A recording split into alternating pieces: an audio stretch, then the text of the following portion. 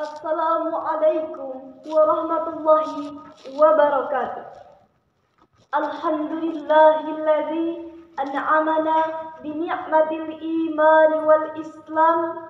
Wassalatu wassalamu ala sayyidina Muhammadin khairil anam wa ala alihi wa sahbihi wa tabi'ina ala dawam. Amma ba'd.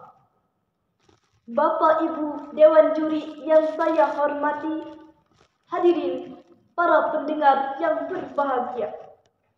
Dunia saat ini sedang berada di era disrupsi, sebuah era yang tidak asing di telinga kita.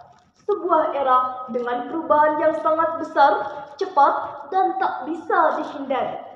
Perubahan ini, hadirin, sebagai akibat bentuk berkembangnya ilmu pengetahuan dan teknologi informasi. Disrupsi secara etimologi berasal dari kata bahasa Inggris, yaitu disruption, yang artinya adalah gangguan, kekacauan, dan perpecahan.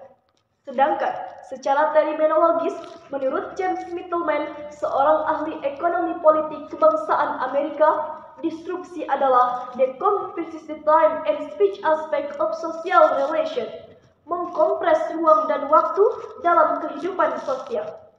Akibatnya, di era ini telah berhasil mengubah tantangan seluruh hidup masyarakat yang tadinya manual menjadi serba digital. Apa sajakah itu di antaranya?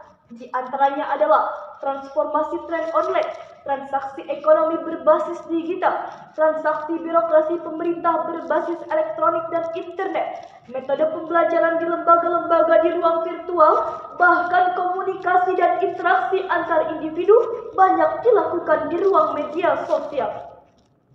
Dan yang lebih mencengangkan lagi, hadirin, di era ini kita tidak bisa membedakan mana kawan dan mana lawan.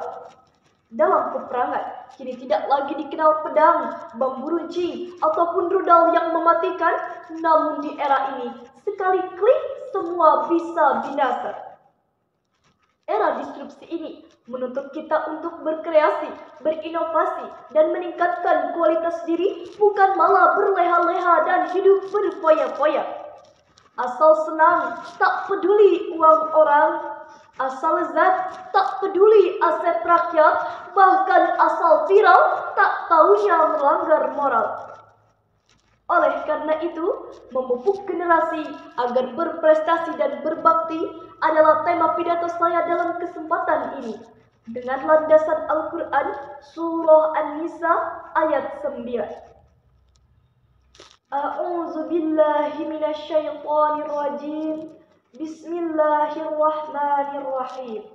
Wal yakhshal ladzina law taraku min khalfihim dzurriyyatan di'afan khafu 'alaihim falyattaqullaha wal yaqulu qawlan shadida. Shadaqallahul azim.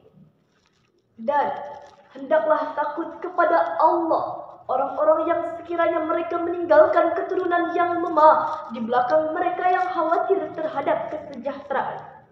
Oleh karena itu, hendaklah mereka bertakwa kepada Allah dan berbicara dengan tutur kata yang benar.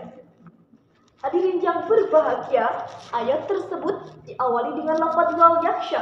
Wal yakhsha merupakan kalimat fi'il amar, sehingga dalam kaidah usul fikih dijelaskan al aslu fil amri lil wujub. Asal suatu perintah adalah wajib, maka wajib hukumnya kepada kita, saya, saudara, dan seluruh kaum muslimin untuk merasa takut. Takut terhadap apakah? Lau taraku min khalfihim dzurriyyatan dhi'afa, jika meninggalkan keturunan yang lemah dan rendah kualitas. Lebih lanjut, Abdul Latif Al-Atib dalam Auto At-Tafasir menjelaskan bahwa hendaklah kita meninggalkan generasi-generasi yang tangguh.